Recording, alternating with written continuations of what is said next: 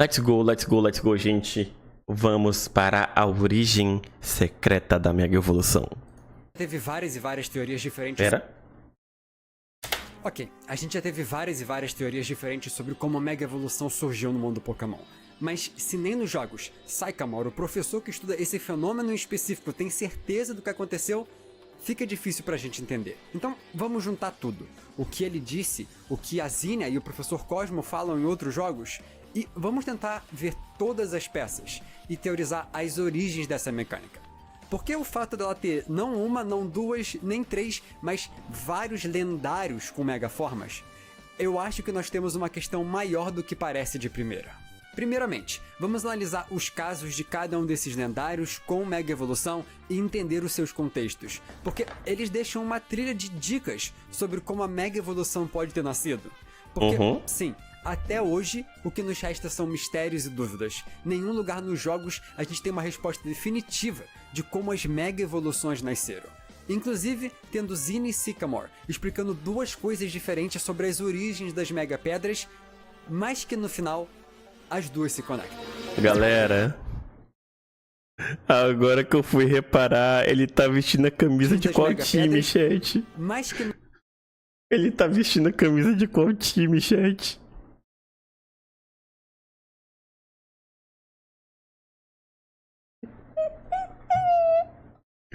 Aqui é Brasil, pô. No final, as duas se conectam. A primeira explicação, onde nós terminamos o vídeo anterior, fala sobre a conexão entre Megas e o passado, com Roaring Moon e sua semelhança à Megaforma do Salamence sendo um dos tópicos, tendo uma conexão bem parecida com o primeiro conceito que veremos aqui, a Primal Reversion, a reversão primitiva. Mas da onde essa ideia veio? Nós sabemos de uma história, onde muito no passado, aproximadamente 1000 anos antes dos acontecidos em Omega Ruby e Alpha Sapphire, um meteoro caiu na Terra, e com ele, uma grande quantidade de energia.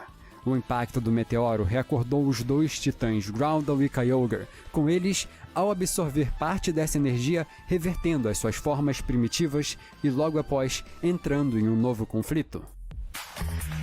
Nessa segunda vez que os dois acordaram e lutaram, coisa que já aconteceu 1000 anos ainda mais no passado, onde suas formas primitivas foram parados por Rayquaza, aqui, os Draconidas, o povo do meteoro, com sua líder, a historiadora, juntos à Pedra Arco-Íris, desejaram a volta do Rayquaza. E assim, ao desejo do povo, ele mega evolui e depois de uma feroz batalha, ele consegue parar os dois titãs primitivos que voltam ao seu sono profundo. E com isso, Rayquaza retorna aos céus. Logo após o ocorrido, os Draconidas criam o Pilar dos Céus, um altar para o lendário que os salvou e o decoram com a história. Isso pois já sabiam que em algum momento um novo meteoro acertaria novamente a região e que precisariam mais uma vez do lendário Rayquaza. Com isso, a primeira Mega da história de Hoenn surgiu. Rayquaza, que diferente de outros Megas, não só não precisa de uma pedra própria, como também não precisou de um treinador consigo. Ou será que não? Rayquaza consegue mega evoluir graças à sua dieta, com seu órgão micado que consegue manter as partes de meteoros que come na camada de ozônio, sendo esse o combustível para sua mega evolução. Essa que só acontece ao usar o golpe Dragon Ascent, a ascensão do dragão, onde ele sobe aos céus e cai, igual um meteoro. O nome desse golpe em japonês significa também pintar um dragão e marcar os seus olhos, uma metáfora para o fim de uma arte, vindo da história de quando Janson Yao, um pintor chinês, terminou o seu desenho de um dragão, e ao marcar seus olhos, o desenho ascendeu aos céus. Essa mega evolução tem uma pedra, ou no caso, várias pedras no órgão do Pokémon, mas seu laço com o humano é mais do que apenas um, nascendo do pedido de várias pessoas de um desejo entre todos de pôr um fim à guerra entre os titãs. A lenda chinesa, Moreno, não tenta pensar muito, Moreno. Não só pela ironia disso vindo na geração de Hoenn, pois temos aqui um meteoro de desejo que, assim como a caída desse meteoro, acontece a cada 1000 anos. Lembrando, Tirati, sendo uma coincidência perfeita para o jogo que começou a canonizar a história dos míticos na franquia, já que o Delta Episode é onde encontramos Deoxys pela primeira vez na história de um jogo, sendo o precursor do que a série Legends faz, ao elaborar mais a história de lendários e míticos que foram pouco aproveitados na franquia. Mas sobre o laço, a Pedra Arco-Íris, a pedra que conhecemos como Keystone, Pedra-Chave, tem uma função primordial na transformação. Primeiro, para entendê-la, vamos voltar ao presente. Durante os acontecidos em Horas, no Delta Episode, nós temos mais uma vez uma ameaça à Terra. Um meteoroide que está voando em direção à Terra. Não sabemos se ele tem alguma conexão com a Mega Evolução, mas o que sabemos é que Professor Cosmo quer pará-lo o teleportando para uma outra dimensão, usando os foguetes que são abastecidos com energia humana, a mesma que encontramos na Mega Pedra. Existe no mundo Pokémon Energia humana? uma energia que é a energia de tudo, a energia do infinito. É abordada de várias formas nessa mesma geração. Essa energia é a energia que todas as coisas vivas no mundo Pokémon têm, sendo até a energia que é responsável por como os Pokémon usam seus golpes, e é a mesma energia da Mega Evolução. O Teralic mostra que, na hora da criação de XY, a ideia é que existem duas formas de pedras serem feitas, as conectadas à Mega Evolução, as Ait, pedras dos Pokémon que são o nome dele mais Ait no final, as pedras de como eles Mega Evoluem, além das pedras que são feitas com a energia de humanos, as Keystones, sendo ambas necessárias para atingir a Mega Evolução, um link entre as duas. Mas, ao final do Delta Episode, diferente do plano de Cosmo de jogar o meteoroide para outra dimensão, nós usamos o Mega Rayquaza para pará-lo. Porque Lore Keeper Zinnia, a atual historiadora dos Draconidas, Moto me dá uma bugada também, velho. Principal da história deles. Ela não queria usar essa arma do Cosmo, e ela explica. Ela menciona sobre as timelines. Meu povo sabe. De gerações a gerações, nós passamos a história sobre a distorção do mundo nascido do mecanismo da Mega Evolução e sobre a existência de outro mundo. Um que observamos ser idêntico ao nosso, mas não exatamente o mesmo. Pois é, uma região de Hoenn, que é quase exatamente igual a essa onde nós vivemos, cheia de Pokémon e pessoas como nós, um mundo onde talvez a evolução de Pokémon tomou um caminho diferente, onde a Mega Evolução é desconhecida. Um mundo onde aquela guerra há 3.000 anos nunca aconteceu. Um mundo onde a arma do Ultimato nunca foi construída. E na Hoenn daquele mundo, o que aconteceria se um dia, do nada, um meteoroide aparecesse? O que aconteceria com as pessoas daquele mundo, sem a tecnologia para destruir o mesmo meteoroide ou o poder de teleportá-lo para longe que nem fizemos? Parece loucura para você imaginar. E com isso, timelines alternativas, onde a evolução de Pokémon tiveram um caminho diferente, onde a Mega Evolução lá é desconhecida, onde a guerra há 3.000 anos no passado e a arma do Ultimato nunca existiram. Lá, eles não conseguiriam se proteger do meteoroide, e com isso ela implica a conexão de todos esses acontecidos. De que a guerra e a arma são parte do que fizeram essa timeline a Mega Timeline, tão importante e diferente das outras. É importante lembrar que na guerra qual a Z parou usando sua arma, não só Pokémon estavam brigando, humanos também morreram para a arma do Ultimato, e com isso, entendemos que a energia que sai de humanos e Pokémon são quem deram origem às Mega Evoluções. E é interessante notar que os primeiros meteoroides que a gente descobre aqui em Horas caíram no Meteor Falls há também 3.000 anos. E essa história que ela conta nas fala cachoeiras de evolução do meteoro em caminhos diferentes, fazendo conexão de Megas também a timelines alternativas, o que traz Roaring Moon e Salamence, Pokémon de timelines diferentes, mais uma vez à tona. Cara, essa moto, velho. Parece um desvio, mas vale pensar sobre o que nós aprendemos na Área Zero. Em Paldea, o assunto Ash Greninja volta à frente das discussões, talvez aqui sendo parte dessa história de caminhos de evolução que mudaram. Afinal, Ash Greninja é uma Mega que evolui diferente das outras Megas. Não à toa esse Pokémon surge no fim de XY e antes de Sun e Moon. Provavelmente, sua história se conecta ao Pokémon Z. Na hora que eu ouvi Ash Greninja, eu pensei que ele tava falando sobre o Greninja do Ash. Pra vocês verem como é que eu manjo dessas gerações mais recentes. Que mudaram. Afinal, Ash Greninja é uma Mega que evolui diferente das outras Megas. Não à toa esse Pokémon surge no fim de XY e antes de Sun e Moon. Provavelmente, sua história se conecta ao Pokémon Z. Ou no caso, X2Y2. A ideia original cancelada que graças à Altera Leak, agora nós sabemos que era o planejado. Provavelmente, todas as Dex Entries, os textos na Pokédex que nós vemos em Alola que falam sobre a Mega Evolução, eram parte desse planejamento desse jogo. Assim como nós sabemos que as formas do Zygarde de sua história seriam contadas aqui. Afinal, tudo isso que nós falamos sobre as Mega Dexes de Alola no último vídeo já eram comentadas no próprio anime do XY, onde lá no começo, quando a Korrina foi apresentada, ela já falava sobre como a Mega Evolução era dolorosa e deixavam o seu Pokémon agressivo. Sempre foi parte do planejamento da criação das Mega Evoluções, explorar como laços são importantes para entender e não fazer as Mega Transformações serem tão ruins. Por isso, os Mega Latios, Latios e Latias aparecem já desde os jogos XY. Eles são os Pokémon com os laços mais fortes mencionados dentre todos na franquia, sendo um parte do outro. Um tema que é imprescindível para a história deles e da Mega Evolução. A Game Freak não adicionou esse texto na Dex de Sun e Moon para parar de fazer Megas. Os próximos jogos, Ultra Sun e Ultra Moon tiveram Megas. Depois, Let's Go, Pikachu e Eevee tiveram Megas. Sword e Shield teriam também as Mega Evoluções, até que uma mudança no final da produção dos jogos resolveu tirá-las. Provavelmente tomaram essa decisão para não tirar o brilho da Gigantamax, porque com o tempo as Mega Evoluções passaram de odiadas que nem foram no começo a amadas. Ou talvez a ideia aqui mudou porque cara, o Gigantamax é muito bizarro, já que esse jogo mim. tem um visual bem parecido com o Sword and Shield e resolveram não colocar para ter o efeito de voltamos com as Mega Evoluções. E isso é só o que sabemos que foi mudado.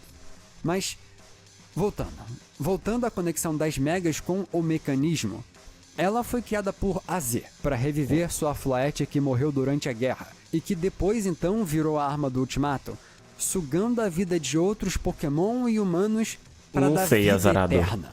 Mas eu não sei dizer, porque eu não sei o suficiente sobre o assunto. Pokémon, tanto para dar a vida eterna, quanto para matar os outros, é um começo. Só que isso não explica como as pedras surgiram. A teoria do Sycamore sobre a conexão da arma com a Mega Evolução é que pedras evolutivas foram radioativamente modificadas pela energia do Xerneas ou Yveltal, quando essa energia foi atirada pela arma do Ultimato. Ele fala tanto em inglês quanto em japonês que isso é uma possibilidade, mostrando que essa é uma teoria dele. Essa que surge provavelmente por causa da ideia de evolução nos dois nomes, mas que a ideia principal é que o primeiro tiro da arma, anos atrás, foi sim quem deu origem às Mega Pedras. O interessante é que Sycamore conta sobre essa sua ideia em Anistar City, especificamente no Sundial, a mesma pedra essa que é usada para melhorar nosso Mega Ring, o bracelete onde temos nossa Keystone, e que também nos ajuda a achar as mesmas Mega Pedras da história, mostrando uma conexão direta deste monumento com os eventos e com a Mega Evolução. Vitor, a música que tu tá ouvindo é a trilha sonora do próprio vídeo. Esse relógio do sol é um dos grandes mistérios de Kalos, sendo algo completamente inexplicado pelos jogos, mas que, até XY, era comum de acontecer. Afinal, sempre vinha um terceiro jogo para resolver isso. X2Y2 viria e terminaria de tapar os buracos deixados na lore. Mal sabiam eles que essas lacunas só seriam explicadas mais de 12 anos depois, agora com Legend ZA, provavelmente abordando a história da Mega Diancie. Diancie é um dos míticos de Kalos, que provavelmente teria um evento contando sua história de como um Carbink mutacionou e virou esse Pokémon Diamante, de como algo aconteceu em Kalos que mutacionou o Pokémon, e provavelmente esse algo é relacionado a Megas. Ele comeu muito algodão doce rosa. Pra vida ou pra morte, afinal, transformação e radiação são parte da lógica da Mega Evolução, seriam um motivo. O DNA no símbolo da própria mecânica conectada à genética, que fala sobre as formas primitivas e genes antepassados de certos Pokémon, é a Mega Evolução. Bem provavelmente, Mega Diancie tem alguma conexão que viria a acontecer depois, tanto que a sua Mega Evolução só aparece em Omega Ruby e Alpha Sapphire. Ela não existe em XY, não tendo ainda essa forma. E talvez por essa questão temática, Mega Mewtwo exista. Genética. Um tema abordado na primeira geração de jogos com a criação desse lendário. E com a função de Mew no universo Pokémon, não tem melhor Pokémon para isso, talvez só o próprio Mew. Mas não é só. Ele ainda dá outra parte da explicação das Mega Evoluções, sobre a conexão da transformação com pessoas. Eu normalmente não abordo nada fora dos jogos aqui, mas a dúvida do porquê o Mega Mewtwo no filme consegue Mega Evoluir sozinho é uma que chega perto de existir nos jogos, já que ele tem a Mega Pedra consigo quando derrotado. Mas a explicação disso é simples e é algo importante. Mewtwo, no Japão, ele é meio a meio. A sua história de origem, o filme do Mewtwo, é diferente do filme que nós vimos aqui. Caraca! Sendo lá a sua história contada por completo, sobre como ele, junto dos 3 outros iniciais, estavam sendo criados junto de um outro integrante, a filha do Dr. Fuji. Essa que é o motivo do experimento do Mewtwo sequer existir nessa história. E ela é parte do DNA da sua criação. Parte essa que no mangá é diferente mais uma vez, com o seu DNA tendo parte humana, sendo conectado lá a Blaine. Mas não importa onde, ele sempre tem uma parte humana consigo. Mas aí temos a pergunta que conecta tudo. Da onde vêm as suas pedras? E para isso, a história do meteoro em Pokémon Omega Ruby e Alpha Sapphire explica não só a sua, mas como todas as Mega Pedras nasceram.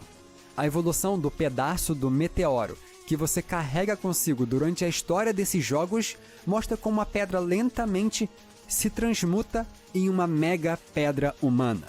Lentamente, ela de uma forma ou de outra vira a pedra necessária para Mega evoluir um Pokémon. Bizarro Mega isso, Rayquaza, tá? ao encontrarmos ele no topo do Skypillar, já possui o seu órgão cheio da pedra que ele precisa, faltando só a pedra arco-íris, a pedra dos humanos. E como vimos no Teralic, essa pedra é formada absorvendo a energia humana. Provavelmente, as Mega Pedras de Pokémon específicos são formadas da mesma forma com esses Pokémon específicos, com um pedaço do meteoro, tal qual o meteoro dos Primal, absorvendo a energia de um Pokémon específico. E aqui nós temos 2 possibilidades de como isso aconteceu. Ou dos sacrificados para a arma terem sua energia atirada e com isso os resquícios do que seriam a sua alma foram sua energia, condensados de forma ficaram natural. presos a Mega Pedras. Ou daqueles quais os meteoros caíram juntos. Com isso, a maior dúvida de como surgiram as Mega Pedras de lendários, especificamente Mewtwo, são mais simples. Ou pelos sacrificados, todos descendentes geneticamente de Mew, que daria a pedra Pokémon, ou de todos os humanos sacrificados, que dariam a pedra humana. Explicando também as 2 formas megas do próprio Pokémon lendário, mas que também fazem sentido com pedras surgindo, absorvendo energia de algo. No caso, a pedra passando tempo suficiente com o Mewtwo, dando a ele uma Mega Pedra para chamar de sua. Não só pelo seu lado Pokémon, mas também ao seu lado humano. Só que a história das Megas ainda não acabou. Isso Em aqui? XY, nós temos o segundo tiro. E assim, podemos ter então novas Megas modernas em Pokémon Legend ZA. De Pokémon sacrificados pelo Lysander para dar esse tiro, ou Pokémon que viveram perto dos meteoros que caíram depois dos eventos, agora sofrendo mutações, que nem nós explicamos no vídeo anterior. Mas esse segundo tiro também traz consigo mais uma outra coisa. Uma das principais dúvidas sobre a Z também é explicada: a imortalidade dele e da Floette. Ele é algo semelhante a um mega humano, sendo as consequências de ser atingido pela parte de reviver Floette diretamente, atingidos pelo raio da vida e presos à vida eterna. Talvez essa seja a história de Legend ZA. Pessoas em busca da vida eterna, ainda mais que a Z e Floette não foram os únicos atingidos por essa arma. Em XY, a gente viu isso acontecer mais uma vez.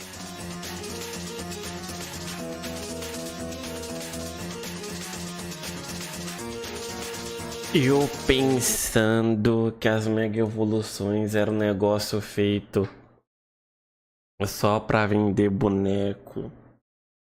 Mas olha a explicação que a Game Freak me arruma, véi.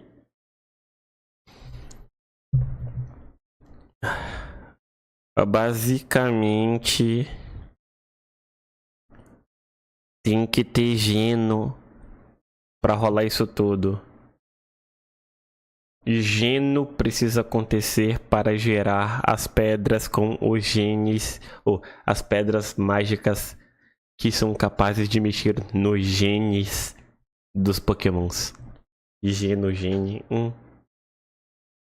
Mano, que foi isso, véi? Por que, cara? Não é à toa que Mega Evolução veio na geração da Team Flare.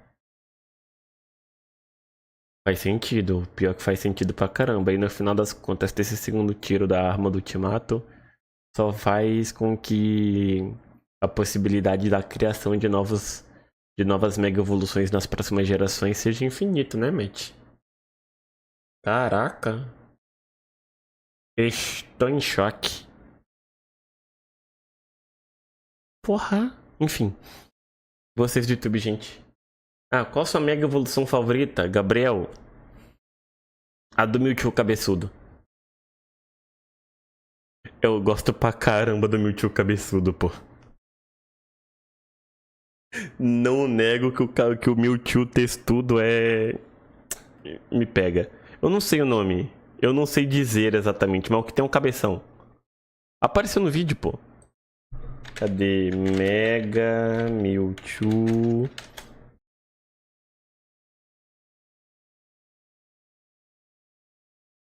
Pera. É o Y? É o Y, isso, é o Y. É o Y. Cadê? Me dá uma resolução boa aqui, caceta. Aqui, ó. Eu acho um design maneirão. Eu acho um design bem maneiro. Não nego. Enfim. Vocês do YouTube, gente, valeu pela companhia nesse vídeo. Até a próxima e eu fui, tchau.